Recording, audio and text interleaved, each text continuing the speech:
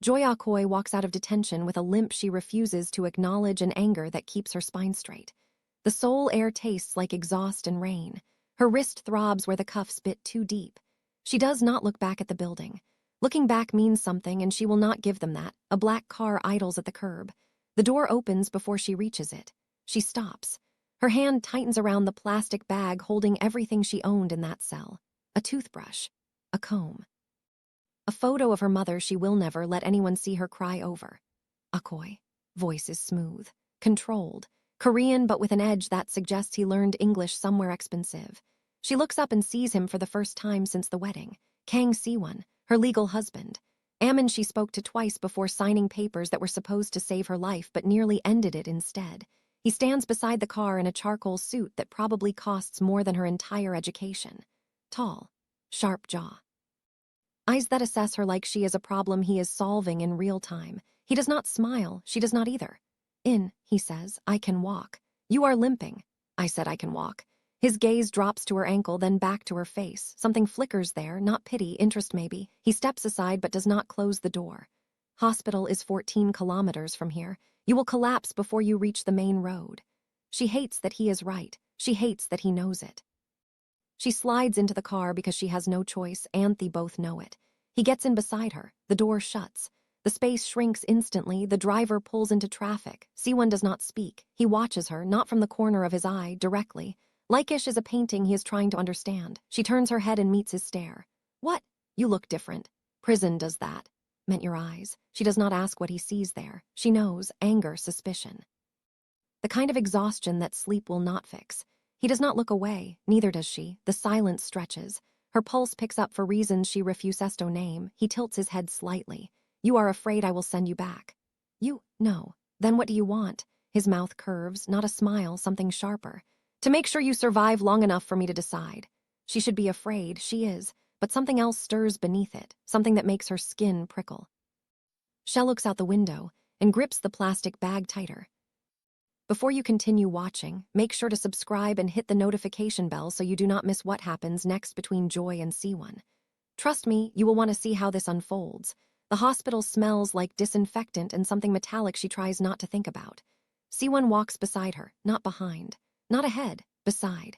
His hand hovers near her elbow but does not touch. A nurse leads them to a private room. The bed is too clean, the walls too white. She sits because her ankle screams. A doctor enters, middle-aged, efficient. He speaks to Siwon in rapid Korean. Siwon answers without looking at them. His eyes stay on her. The doctor switches to English. We will need x-rays, blood work, a full examination. No, Siwon's voice cuts clean. The doctor blinks. Mr. Kang, her injuries require. She decides, not you. Doctor looks at Joy. She looks at Siwon. He has not moved, but the air around him feels heavier, protective, possessive. She does not know which one bothers her more. I will do the x-ray, she says. Nothing else until I see the results. Doctor nods and leaves. Siwon stays. She expects him to follow the doctor out. He does not. He leans against the wall, arms crossed, and watches her like she might disappear if he blinks. You do not have to stay. I know. Then why are you? He does not answer immediately. His gaze travels over her face, her hands, the bruise darkening her collarbone. When he speaks, his voice is quieter, because no one else will. It lands harder than she expects. She looks away first. He notices.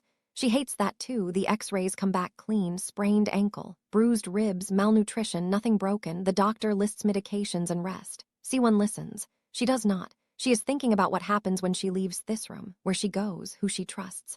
The answer to both is no one. Siwon signs papers at the nurse's station.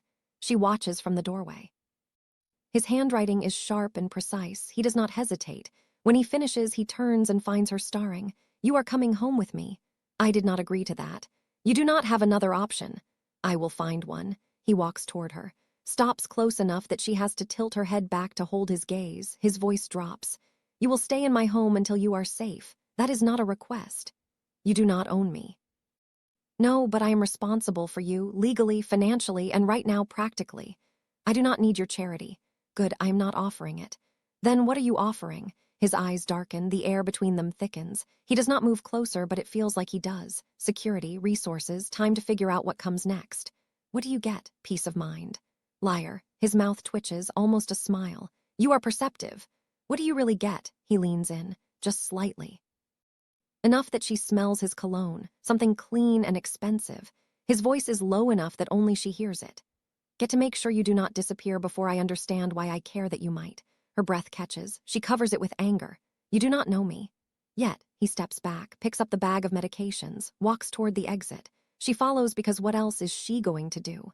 In the car, he hands her a bottle of water and 2 pills. She takes them without arguing. He notices. His expression shifts, satisfaction maybe. She hates that she gave him that. They drive through Seoul in silence. The city blurs past. Neon signs, crowded streets. People living lives she does not understand anymore. Siwon's phone buzzes. He ignores it. It buzzes again. He silences it. She glances at him. You do not have to babysit me. I'm not. Then what are you doing? Making a choice. To do looks at her, holds it. Traffic stops. Horns blare around them. He does not look away. To keep you. Words hang. She does not know how to respond. Her pulse hammers. She turns back to the window, hellits her, but she feels his gaze, heavy, deliberate. Unwavering, his apartment is not what she expected. Clean lines, minimal furniture, floor-to-ceiling windows overlooking the Han River. It is beautiful in a way that feels intentional, controlled. Like him? Your room is upstairs. Second door on the left. She hesitates. He notices. You are safe here. How do I know that? You do not, but you will.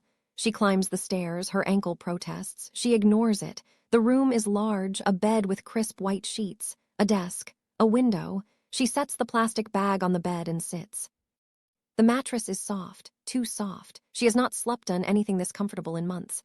Her chest tightens. A knock. She does not answer. The door opens anyway. Someone stands in the doorway holding a tray, soup, rice, tea. He sets it on the desk. You need to eat. I'm not hungry. You are lying. How would you not? Because I have been watching you since the hospital. You are exhausted, in pain, and starving. Eat.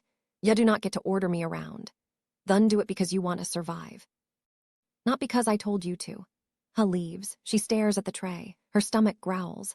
She hates that he is right. Again, she eats, slowly. Thus up is warm. The rice is plain. It tastes like relief. When she finishes, she lies down. Her body scrumscratutted. She falls asleep before she can stop herself. She wakes in darkness. Her heart races. She does not remember where she is. Panic claws up her throat. Shuts up. Breathes. The room comes into focus. Someone's apartment. Seoul. Safety. Maybe. She hears something downstairs. Footsteps.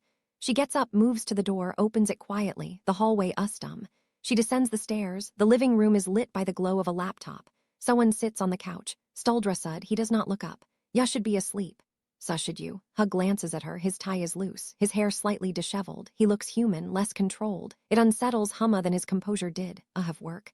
At 3 in the munung. Yes. Sha moves closer. He closes the laptop. She sits in the chair across from him, not on the couch. Distance falsena susari. What did you agree to marry, Ma? Ha does not flinch at the question. He leans back, studies her. Ya needed papers. I needed a favor from someone who owed you one. That is not an answer, is the simple one. The complicated one, how is quiet. Then I was curious. About what? Wathki someone desperate enough to marry a stranger would be interesting enough to keep my attention. His gaze sharpens. Yes, this word sits between them, heavy, charged. She should leave, go back upstairs. She does not. Ya did not have to bring me here. No. Ya could have paid for a hotel, hired security, kept your distance. Could have. Did you? Leans forward, elbows on his knees. His eyes lock on hers. 'Cause I wanted you close. Wha? I'm still figuring that out. Breath hitches. She stands. He watches her. She walks to the window. Soul glitters below. She feels hum behind her before she hears him. Close, not touching, but close enough that the air shifts. Ya are afraid of me. I'm afraid of what you want from me. I do not know yet. That is worse. Ha exhales, a sound that might be a laugh or frustration. You are not like anyone I have met. I am Najerpin. Because you do not perform, you do not try to please me, you fight me, even when you should not. Sha turns. He is closer than she thought. She does not step back. Is that what you want? A foot? His jaw tightens. His eyes drop to her mouth, then back up. Want you to stay long enough for me to find out. If I do not want to sta, then I will have to convince you. Does not answer, but his gaze says everything. Her pulse spikes. She moves past him, their shoulders brush. Electricity shoots through her. She climbs the stairs. She does not look back, but she feels him watching. She feels everything. The next morning, she wakes to sunlight and the smell of coffee. She dresses in clothes she finds folded on thucha. Simple, expensive, his doing. She goes downstairs. Someone sits at the kitchen island. Suit jacket off, sleeves rolled up. He looks up when she enters. Though his breakfast. Can make my own. No, but I already did. Sha pours coffee, sits across from him. They eat in silence. It should be awkward. It is not. It is tense, aware he sets down his fork. Have meetings today. My assistant will take you shopping. You need clothes, essentials. I do not need your money. You do not have a choice. Everything you owned is evidence. You will get it back eventually. Until then, you yazaman. I do not want to owe you. Ya do not. This is not debt. It is logistics. Everything with you is logistics. Everything. His tone shifts. She looks up. He is watching her again, that same intense focus. Like she is a puzzle he usptamunad to solve. She sets down her cup. What do you look at me like that? Luck what? Luck you are trying to see inside my head. Because I am. Wah. Because you do not let anyone in, and I want to know why. Mubba, I do not let people in because they do not deserve it. Mubba, or maybe you are afraid of what happens if you do. Sha stands. He stands. They are across the island from each other, but the space feels like nothing. Ya do not know me. Then let me. Why should Because I am the only person in this city who is not trying to destroy you. How do I know you are not? Moves around the island, stops in front of her. His voice is quiet, deliberate. Because if I wanted to destroy you, I would not be standing here trying to convince you to trust me. I would just do it. That is not comforting. Ut is honest. Sha holds his gaze, her heart pounds. He does not touch her, but she feels him everywhere. Have to go, he says. The assistant will be here in an hour. Stay, rest, do not leave without security. I'm not a prisoner. But you are a target, and I do not take risks with things I want to keep. Ha leaves. The apartment feels colder without him. She hates that she notices. If you are still watching, drop a comment below and tell me what you think Joy should do. Should she trust someone or run? Let me know. The assistant is polite, professional. She takes Joy to stores she cannot afford to look at, let alone shop in. Shutra's to refuse. The assistant smiles and says Mr. Kang insists. She buys what she needs. Nothing excessive, the assistant does not comment, but Joy sees her glance at the modest pile. She does not care what Thochman thinks. They return to the apartment. She puts everything away, showers, changes, tries to feel normal. She does not. The apartment is too quiet, too clean. She feels like a ghost in someone else's life. Someone returns at 8. He finds her on the couch reading a book she found on his shelf. He loosens his tie, pours whiskey, sits in the chair across from her. They do not speak for 5 minutes. Then he does. How was your fun? You get what you nutted? Yes, sullensa. You do not have to entertain me, she says. Oh, I'm not. I am sitting in my own home. Then why do you keep looking at ma? Because you are here. That is not an answer. Is the only one I have right now. She closes the book, sets it down, looks at him directly. What do you want from me, Sowan? Ha swirls the whiskey, takes a sip, sets the glass down, leans forward. Want you to stop running. I'm not running. You have been running since the moment you walked out of detention. You are here, but you are not present. You are planning your exit. Maybe I should. Maybe, but you will not. Not, because you feel it too. Breath stops. Feel what? This, he gestures between them. The air, the tension, the thing neither of them has named. She shakes her head. You are imagining things. He stands, walks to the couch, sits beside her, not touching, but close, too close. His voice is low. Tell me you do not feel it.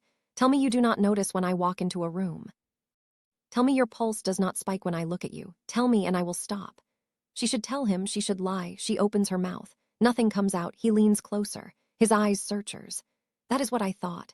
He stands, walks to his room, leaves her sitting there, heart racing, hands shaking, hatting him, wanting him, afraid of both. Days pass. They fall into a rhythm. Breakfast, work, dinner, silence heavy with things unsaid. He does not push, but his presence is constant, oppressive, magnetic.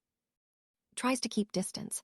He closes it without ringing. One night she wakes to voices downstairs, angry voices. She gets up, moves to the landing, peers down. Siwon stands in the living room. Another man faces him, older, expensive suit. They argue in Korean, fast, intense. The man gestures at the stairs at her. Siwon steps between them, his posture shifts. Aggressive, protective, the man says something sharp. Siwon responds sharper. The man leaves, slams the door. Siwon stands there, fists clenched. She descends the stairs. He turns, sees her. His expression smooths. Too fast. Go back to bed. Was that? No one. His jaw tightens.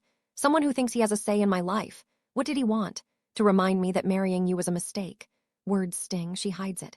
Maybe he is right. Siwon crosses the room, stops in front of her, close. His voice is rough. He is not. Do you know? Because I do not make mistakes. Everyone makes mistakes. About this. About what? You, her breath catches. He does not move. Neither does she. The space between them thrums. His hand lifts, hovers near her face. Does not touch. His voice drops. I should not want this. What? You here in my space, in my head. I should have kept my distance. Done my duty, let you go. Did you not? His eyes burn. Because from the moment I saw you in that hospital, something in me recognized something in you, and I cannot let that go. That is not a reason. It is the only one that matters. His hand drops. He steps back, turns away. She stands there, shaking, wanting to follow him, wanting to run. She does neither. She goes upstairs, lies in bed, stares at the ceiling, and hates that she understands exactly what he means. The next morning is different. He is cold, distant, professional. He barely looks at her. She tells herself she is relieved. She is lying. At breakfast, he speaks without looking up. I hired a lawyer. He will work on clearing your name. It will take time. Much time? Weeks, maybe months. Until then, you stay here. That was not a question. No, it was not. She sets down her fork. You do not get to decide my life. He looks up. Finally, his gaze is ice.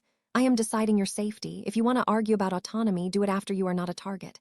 I am not helpless. Never said you were, but you are vulnerable, and I will not let that be exploited. Do you care so much? His control cracks just slightly. Because I do, and I am done pretending I do not. He leaves. She sits there, chest tight, pulse racing. Hatting him, wanting him, stuck between both, days stretch. He works late, comes home silent. They orbit each other, close but never touching. The tension builds, every glance, every accidental brush in the hallway, every moment of silence that feels like a conversation. One night she cannot take it. She finds him in his office, door open. He is on the phone, speaking Korean, hessies her, ends the call, leans back in his chair. Do you need something? Why are you avoiding me? I am not. You barely speak to me, you leave early, come home late, you look through me like I am not here. He stands, rounds the desk, stops in front of her, his voice is tight. I am trying to give you space. I did not ask for space. You should. Why? Because every time I am near you, I want things I should not. Like what? He exhales, runs a hand through his hair, looks away, then back. His eyes are raw, like touching you, keeping you, making sure you never leave. I want control, Joy, over everything. And you make me want to control you, not because I do not respect you, but because the thought of losing you makes me irrational. That is not love, that is obsession. I know. You think I should stay away from that? Yes, she steps closer. His breath hitches. She tilts her head back, holds his gaze. What if I do not want to? His hands curl into fists. Do not do this. What? Test me. Not, because I will fail, and I do not want to ruin this before it starts. Before what starts, he does not answer, but his gaze drops to her mouth. Her pulse spikes, the air between them crackles, his hand lifts, cups her jaw, his thumb brushes her cheek, his voice is barely a whisper. You should run. I am tired of running. Then God help us both. He kisses her, hard, desperate. Like he has been holding back for weeks. She kisses him back. Her hands fist his shirt. His arms wrap around her, pull her closer. The world narrows, just him, just this. He pulls back, breathing hard, rests his forehead against hers. This is a mistake. Probably. I will not be easy. I do not want easy, he laughs, a rough sound, kisses her again, softer, slower. When he pulls back, his eyes are dark, intense. Stay. I am here. Stay with me, not because you have to. Because you want to. She searches his face, sees the vulnerability he hides from everyone else. The need, the fear, she nods. Okay, he kisses her again, and everything else falls away. Weeks pass. They fall into something new, not easy, not soft, but real. He is possessive, she is defiant. They clash, they burn, they find balance in the fire. One morning, she gets a call. The lawyer, evidence found, proof of her innocence. The case will be dropped, she is free. She hangs up, turns. Siwon stands in the doorway. What is it? They found proof, I am cleared. His expression shifts. Relief, then something darker, fear. That is good. Silence, you can leave now. Will you? She walks to him, stops close, looks up. Do you want me to? His jaw clenches. No, then ask me to stay. You should not stay because I ask. You should stay because you want to. I do want to, but I need to hear you say it. He cups her face. His voice is rough, honest. Stay, not because you are afraid, not because you owe me. Stay because you want this, want me, the way I want you. Do, he kisses her, deep, claiming. When he pulls back, his eyes are bright.